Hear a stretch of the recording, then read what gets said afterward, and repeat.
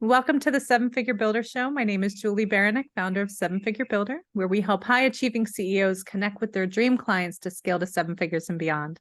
And I'm here today with my friend Leonor. Hey, Leonor. Hi, Julie, how are you? Thank you so much for inviting me. I'm so happy to be Absolutely. here. I know. I'm so excited to chat with you. So, first and foremost, where in the world are you? Oh, I'm in Atlanta, Georgia. I'm here. I'm originally from Mexico, but I'm in Atlanta, Georgia. Yes. Awesome. Awesome. You're not too far from me. No, we're actually, geographically close, I think. Closer than Mexico. Yeah. So, for those people that haven't had the pleasure to meet you yet, can you tell us just a bit about what you do with your business? Yes. Well, I'm a business mentor and coach, and basically what I do is I help entrepreneurs to make more money in their business. That's in simple words. That's what I do. I help them to streamline their business and also use a combination of mindset and strategy so they can move forward. Mhm. Fabulous, fabulous. So, who would be the types of businesses that you help? Do you help people like right at the beginning, people farther in their journey? Like, where do you tend to fit in? Most of my clients are already far in the journey. Some of them are not making as much money as they should be doing, but most of them have been in business 3 or more years. So, yeah, they have some foundation, they have something already there. I have had clients that they're just starting, but my focus is on businesses that are already established and they just want to find out how they can actually, grow more, make more money. Yeah. And tell me, how did you get into this field? Because you have quite a story that goes with that, right? Yes. Well, I have another business. I have nanny agencies. We place nannies in 6 different cities here in the US. And I started just with one agency many, many years ago. And we were growing from there. And a lot of people, they always ask me, oh, but how did you handle, back then I had, my children were little and people just ask me, how did you handle that? And the business. And then after some years, people also start asking me, how can I start a business? Or, I also had some other nanny agency owners that they will hire me for a couple of hours to help them organize and streamline their own business. And that's why I decided to go after a certification. So I got coaching certification in order to help other businesses as well. Awesome. That's amazing. So you really, dive in and do you look at more their business processes or like what do you look at to help them streamline and make more money? Yes. Well, basically, it's a big snapshot. Most of my clients, they work, they are working solo or they have just one or two assistants.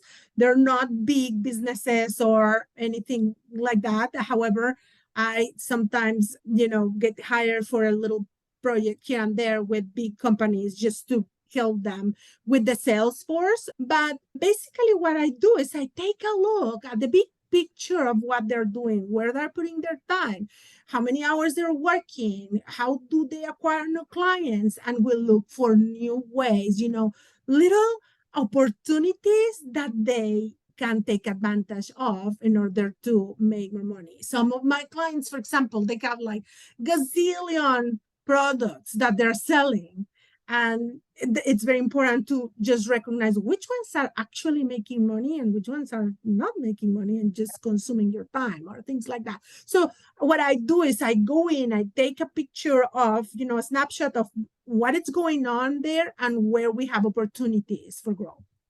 I love that. And it's so powerful to have that mirror view. Like we so often are just so heads down in our business, just in the everyday of like, I need to deliver for my clients. I need to grow. I need leads. I need like right the day to day, that it's very difficult to see that 1,000-foot view picture.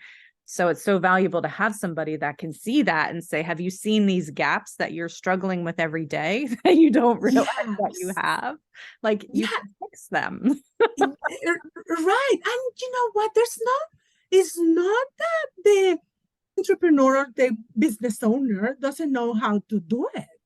It's just that you are so immersed in what you're doing that sometimes you don't have the time to take, to step back and take a look from a different angle. I Yeah. always tell them, you just have to see this from a different angle. Mhm. And that's when you realize that there are more opportunities that when you are immersed in your business, you cannot see. You Yeah, just have to just step back and look at your business from a different angle. for sure. And what would you say are the biggest gaps that your clients face, right? Like that they haven't seen, or the misses, like what are those things that you help them with?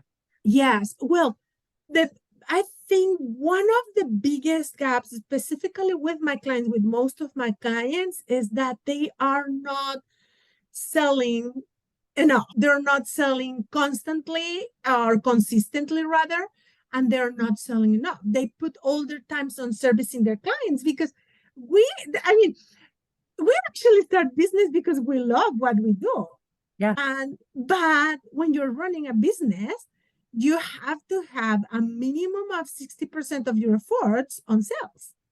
But most of us, including myself, we overlook that. We are not putting enough efforts on sales. So then many times we go to have a lot of clients and we're servicing and we're so happy that that's where we are, that's why we overlook the sales, because it's the things that we don't like, or we see at sales as something not positive, and that's another thing we work a lot in.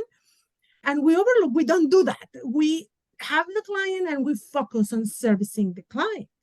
But then you finish the project, you finish with that client, and then you're with no clients. Right. And that's when the struggle begins. So it's a matter of having, systems in place. And when I say systems, it doesn't have to be everything automated. However, that could be really great. But you have to have a system on how you're going to be getting clients on consistent basis, because you don't want to be, oh, I have a couple of clients and then I don't have anyone, and then I have more and then I don't have anyone, or I have this big client and while I'm servicing them, they're not putting attention to my sales. So it becomes a cycle where sometimes you have, sometimes you don't. And it's important to pay attention. So that's the one major thing that most of my clients say. And we also work a lot in the mindset, as I said before, because even when you hit the $1 million mark, you still have these recurring thoughts about money. And that's very important to think, It's not that you get rid completely of your money blocks or your money limiting beliefs. It's just that you learn to recognize that limiting beliefs faster so you can get out of that funk faster as well and keep moving forward. And, a lot of my clients, they start doubting themselves. They want to, let's say that they're making, 30K per month, and they start doubting themselves. And I don't think, with this business, I can make more. I think I already making, the most I can do, or things like that. And they have this recurrent. Then they hit the next mark, and then again and again and again. So we work a lot on that as well. Yeah. And I think that ties in with what you were saying about the clients that have 100 different products, right? Like so often we feel like, okay, we've hit the cap here, so I need to launch something else and launch something else. And instead of Exactly, Julie. focusing it. And then they spread their sense sale. And if they are using, which a lot of clients use, because they're when they get bigger, you need to use some paid advertisement as well. So then they are spending a lot of money on advertising things that they're not even bringing money in the business. Yeah, absolutely. Absolutely. And then you're spinning your wheels and you get frustrated and overwhelmed. It's just, Yes. yeah, that's Yes. a downward spiral that nobody wants to be on. Correct. So Yeah. how do you encourage business owners to have fun in their business again? Like what tips would you have for somebody for that? You know what? That is something that is so important. And I actually, with one of my clients, we were talking about this yesterday. And in her particular case, she was feeling guilty because in the morning, the previous days, she was meditating in the morning, she was exercising, and she was journaling, and she didn't have enough time to do something that was, some task that she had to do in the business. So I said, well, don't feel guilty. And this is something I always say. The first thing you need to make sure to understand is that you are the golden goose. You're not very well taken care of, it's going to be impossible to deliver.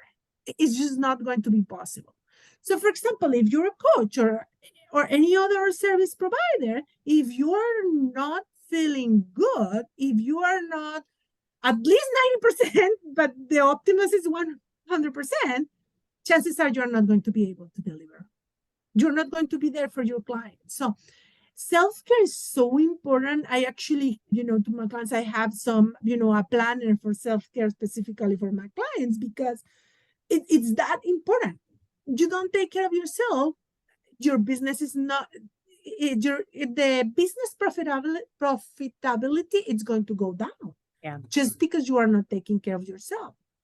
You are the most important asset in your business. There's nothing else that you need to pay attention first but yourself.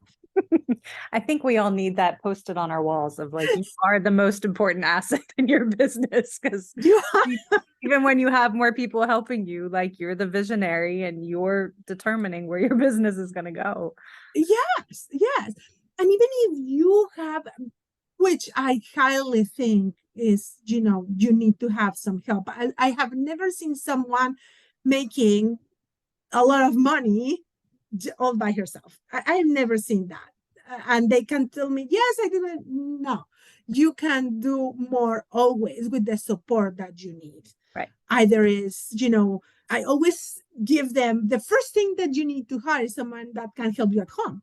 Because if you're a woman entrepreneur, chances are that you are, doing all this work, and then at the same time you are cleaning the house, making dinner, and all that other things that distract you from your zone of brilliance. So the first thing is hire someone to help you at home.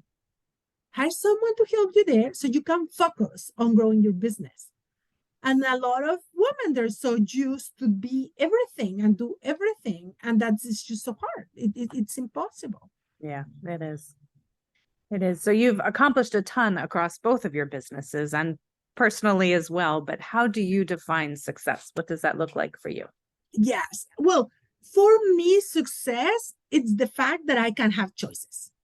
It's the fact that I am in a place where I can choose how to spend my time. I can choose the things that I want to do in any particular day. And that's success. It can look different for everyone. And I think that's important. I think actually that's one of the beauties of life, that we are all different. It's just wonderful that we are different. But success for me, it's having choices, being able to have choices. Absolutely. Yeah. And that gives you flexibility in your life and having everything fit to what you want it to be, right?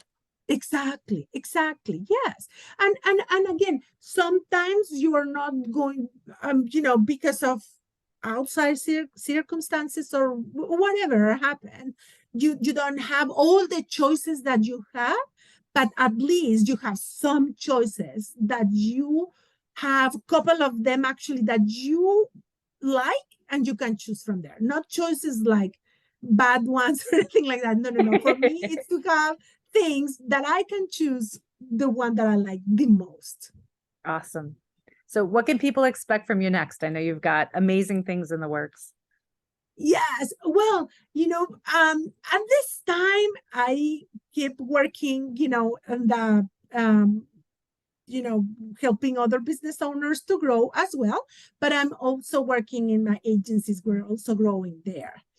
And I have one project as well. As you know, well, I'm a Latina. So I started a project this last week, actually, where I am going to have a program for only Latinas where we're going to be helping there with the money mindset. getting rid of that, money blocks, and it's just specifically for Latinas, because we have a whole different set of money blocks that are huge and we really need to overcome. So that's the one project that I started. So yeah, we're going to see how it goes this year with them. It's going to be challenging because it's, as I said, we have a different set of challenges on top of the other ones.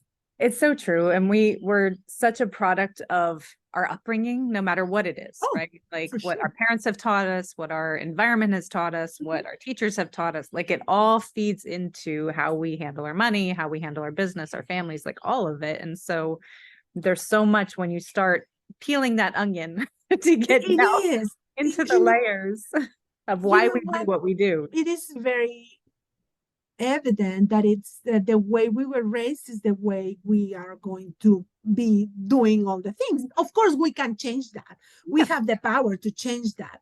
I have an assessment to find your money personality. Because actually my mentor, which is Kendall Summerhawk, I was certified by Kendall, and Kendall says that the way you do money is the way you do everything. So that assessment gives you an idea on how you handle that money. And for example, one of the money personalities, it's a ruler, where I am that one. And that's why I was, remember now that you mentioned, the working and all that. And we all have different challenges and we all have different assets that we can take advantage of. So for me, for example, and again, in the Latina community, this is big. We think that we need to work super hard in order to get the next dollar. And when I say super hard, I mean, when I see myself, it's really hard to break that habit, Julie. Yeah. It's, I can be working. And then, of course, I reach a goal and I don't even, I have to make a big effort on noticing that I'm reaching that goal. Otherwise, I will reach it and I will be like, what's next? What's next? What's next? And it's a never ending story. So you can burn out rather fast if you keep doing that same thing and you keep repeating that behavior. So that's why it's so important to notice what is it that is in my personality that it's preventing me from moving forward. Yeah. And recognizing when you've hit those even minor milestones and celebrating them, and so that you feel accomplished instead of just driving to get where you want to go. Correct. Yes. And again, for some of us, we think like, oh, that's not a big deal. Everybody done that before, or we actually immediately find a way to just minimize what we're doing. But if you do not pay attention to that small goals that you are reaching, actually regularly, because we have small goals that we're reaching regularly. If you don't pay attention to that ones, it's going to be very hard to reach the big goals because you are not feeling accomplished. You're not getting that motivation to keep going. So it's very important to pay attention to that small milestones, goals, whatever you want to call them. Celebrate. I'm not saying you're going to go out and spend all this money or you're going to, no. Yeah. Just celebrate them in a way that you can, feel good about it and feel good to keep going. Because if you don't do that, it's going to be very hard that you keep running your business in a long run. It's going to be difficult. Chances are you're not going to make it if you keep doing that. I have one of my clients, she had this idea, and I laugh because for me, I never thought about that she had this idea where she actually, every time she has a new client, she takes out a little bag from her desk and throws out confetti at her office. That's awesome. And she's like, I celebrate one new client. He's like, welcome, confetti for me.